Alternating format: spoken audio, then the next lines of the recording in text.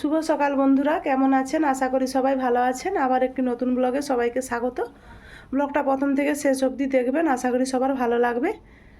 চা দিয়ে ব্লগটা শুরু করলাম। এখন সকাল 7:30 বাজে। আজ শুক্রবার, আমাদের বুধবার মেঝে ঢালাই হওয়ার কথা ছিল, দাদারা আসতে পারেনি। আজ শুক্রবার মেঝে ঢালাই হবে, 4 জন এসছে, তাদের জন্য চা বানাচ্ছি, তাই চা দিয়েই শুরু করলাম। চাটা হয়ে গেছে, চাটা গড়িয়ে নেই। চাটা গড়িয়ে নিয়েছি, এবার সামনে দুয়ারে বিস্কুট আছে, বিস্কুট নিয়ে দাদাদেরকে দেবো। আর এই যে দিদিমণির ছাত্রীরা টিউশন পড়তে চলে আসছে। টুসি তো হাই ঘুম ভাঙেনি এখনো, হাই ভাঙছে নাকি? 7টায় দাদাদেরকে চা দিলাম, দাদারা চা খেয়ে দিয়ে ঢালাইয়ের কাজে লেগে পড়েছে।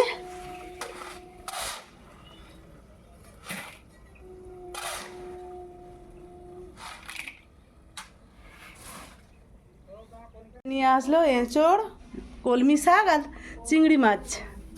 আমাদের এবছর এখনো একদিনও এঁচড় খাওয়া হয়নি, সেই জন্য এঁচড় চিংড়ি হবে আজকে।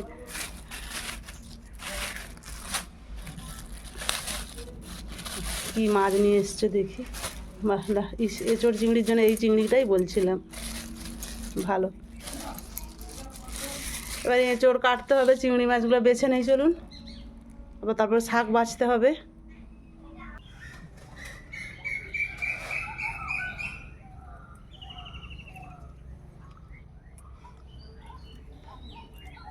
চিংড়ি মাছগুলো মোটামুটি ভালো, খুব একটা ভালো নয়। সব মাথাগুলো বাদ দিয়ে দিচ্ছি, যে বেছে নিচ্ছি মাথাগুলো বাদ দিয়ে।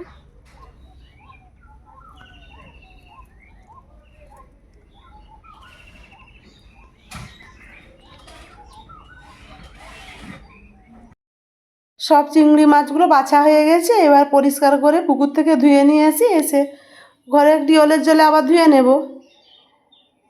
মাছটা ধুয়ে নিয়ে চলে আসছি, এবার লবণ মাখিয়ে দে।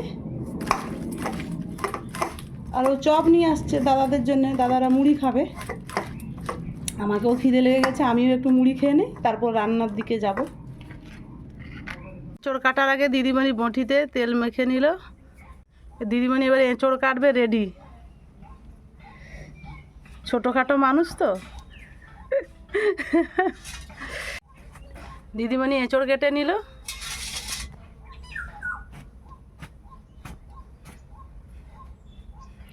এঁচড়টা কেমন গো? লালুদা বলেছিল বলে একবারে লোকের ঘরের মানে গাছের কাঁঠাল সে দিয়ে গেল, চাষের কাঁঠাল।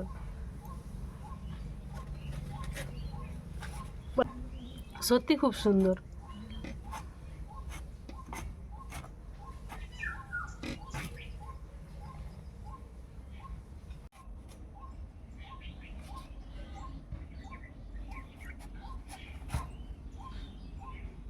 জলে রাখো দিদিমণি, আঠাগুলো বেরিয়ে যাবে, জলে রাখো।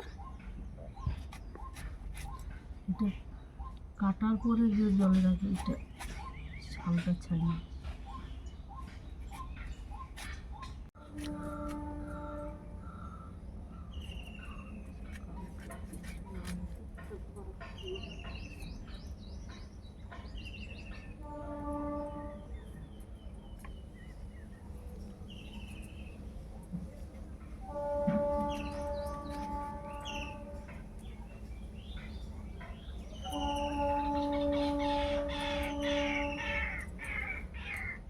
এঁচড় কাটা হয়ে গেছে, এবারে শাকগুলো বেছে নেই।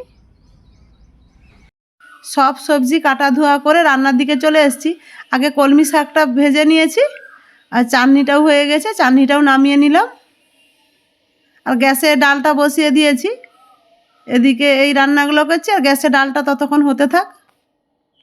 প্রচুর গরম তো আজকে, ভীষণ গরম। দাদারা বললো একটু নুন চিনির জল করে দিতে,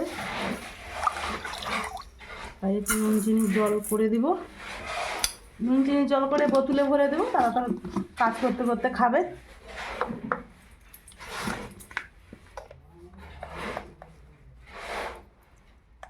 এটাই 2 লিটার বোতলে ভরে দেবো নাকি? 2 লিটার বোতলের একটা ভরে দিলে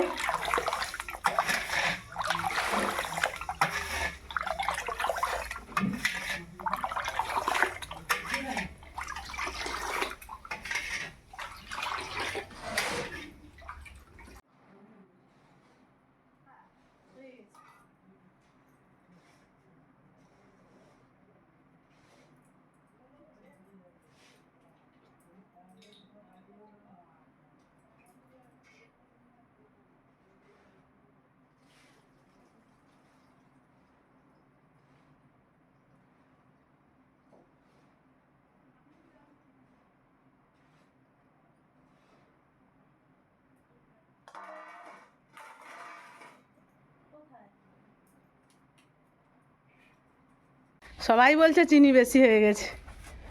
আর কি করব, লবণটা নিয়ে এসে মিশাতে হবে। দেবো লবণ, কি দেবো? না ওরা বেশি লবণ না, ঠিক আছে ঠিক আছে। আর বেশি দিবে না না।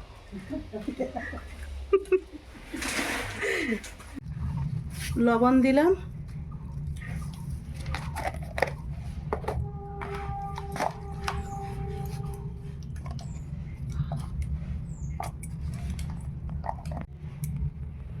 হলুদ দিলাম। আমি আর ভাপাবো না, ভাপিয়ে নেব না, একবার তেলে ছেঁকে নেব।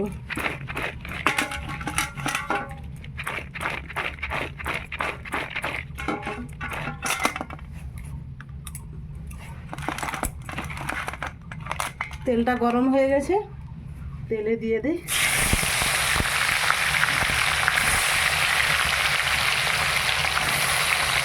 রিফাইন অয়েলে ভেজে নেব।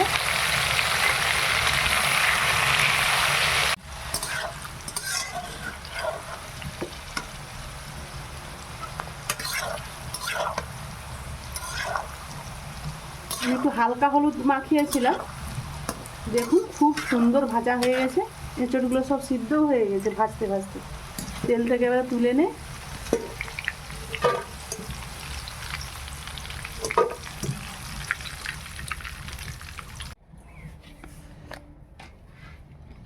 বাকি যেগুলো আছে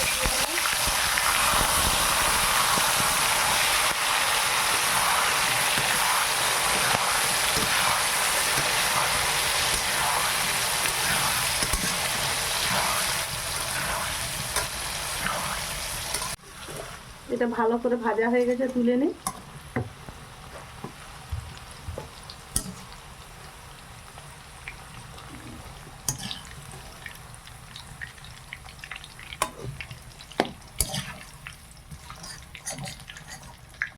চিংড়ি মাছগুলো ভেজে নেই ওই তেলে।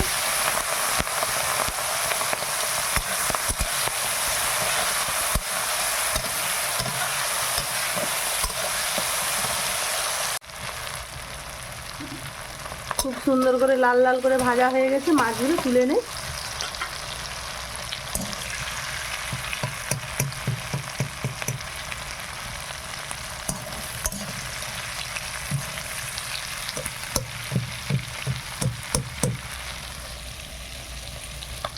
এই এঁচড়গুলোর সঙ্গেই রেখে দিলাম। এখান থেকে একটু সরিয়ে নেব, দিদিমণি তো রসুন খায় না, সেই জন্য দিদিমণির জন্য একটু আদা পেঁয়াজ দিয়ে রান্না করে দেবো। একটু চিনি দিয়েছি, চিনিটা উঠুক লাল হয়ে, তারপরে পেঁয়াজ দেব।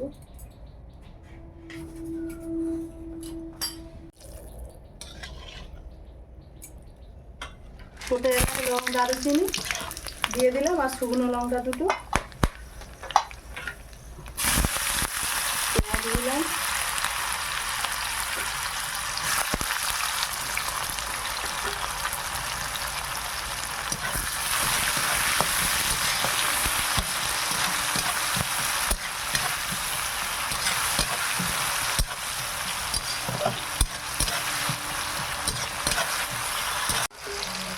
রসুনটা দিয়ে দিলাম।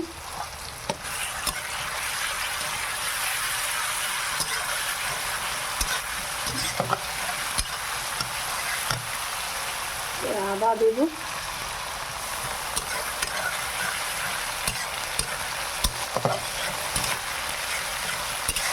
আদা রসুনটা ভালো করে ভেজে নেই। খুব সুন্দর ভাজা হয়ে গেছে, এবারে হলুদ গুঁড়ো দেবো,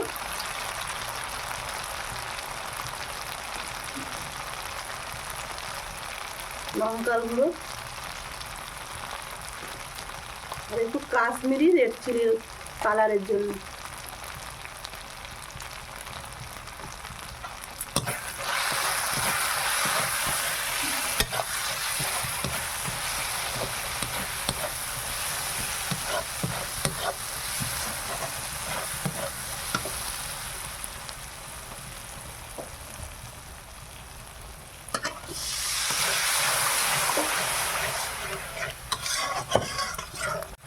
পোস্ত আর চার মগজ একটু বেটে রেখেছিলাম, দিয়ে দিলাম। পুরোটা দেবো না, দিদিমণির জন্য আলাদা করে রান্না করবো, তাই একটু রেখে দিলাম।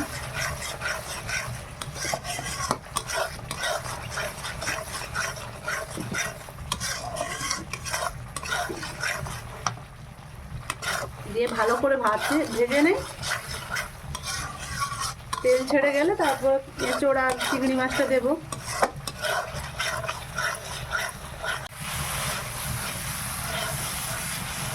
খুব সুন্দর ভাজা হয়ে গেছে মশলাটা, এবারে এঁচোড়টা দিয়ে দিলাম।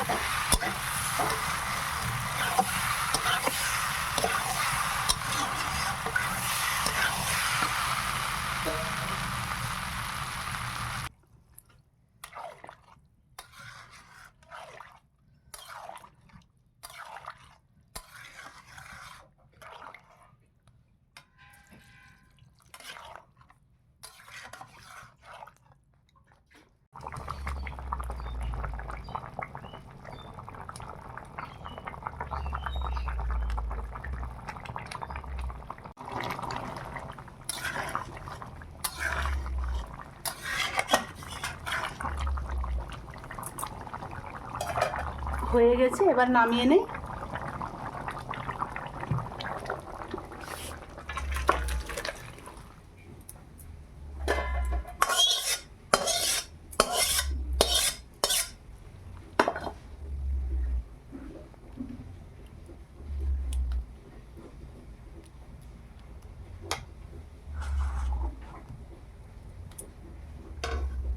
এখানে দিদিমণির এঁচোড়টা রান্না হচ্ছে আদা জিরা দিয়ে। এখানে চাটনি আর কলমি শাকের ভাজা, এই যে এঁচোড় চিংড়ি আর ডাল, আজকে দুপুরের মেনু। দাদাদের ঢালাই প্রায় কমপ্লিট, ঢালাইটা হয়ে গেলেই স্নান করে এসে ভাত খাবে, আমার রান্নাও কমপ্লিট। দাদারা সবাই স্নান করে চলে এসছে, আমি ভাতটা বেড়ে নিয়েছি, এবারে এঁচোড় চিংড়িটা বেড়ে নিচ্ছি।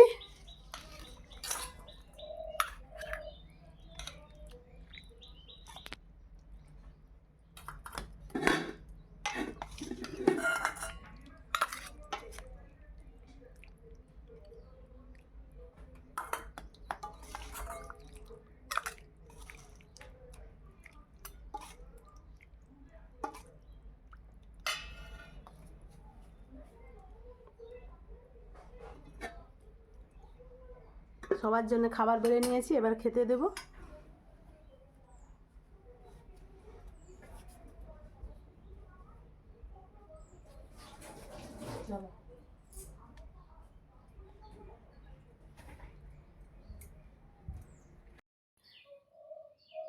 দাদাদেরকে তো খেতে দিয়েছি, দাদারা তো খাচ্ছে, আপনারাও দুপুরের খাবার সবাই খেয়ে নিন, অনেকটাই বেলা হয়েছে। দাদাদের খাওয়া হয়ে গেলে আমরা খেতে বসবো। আর বন্ধুরা, আমার ভিডিওটি যদি ভালো লেগে থাকে আপনারা লাইক কমেন্ট শেয়ার করবেন, সাবস্ক্রাইব করবেন, আমার পাশে থাকবেন। আজকের মতো আসছি, সবাই ভালো থাকুন, সুস্থ থাকুন।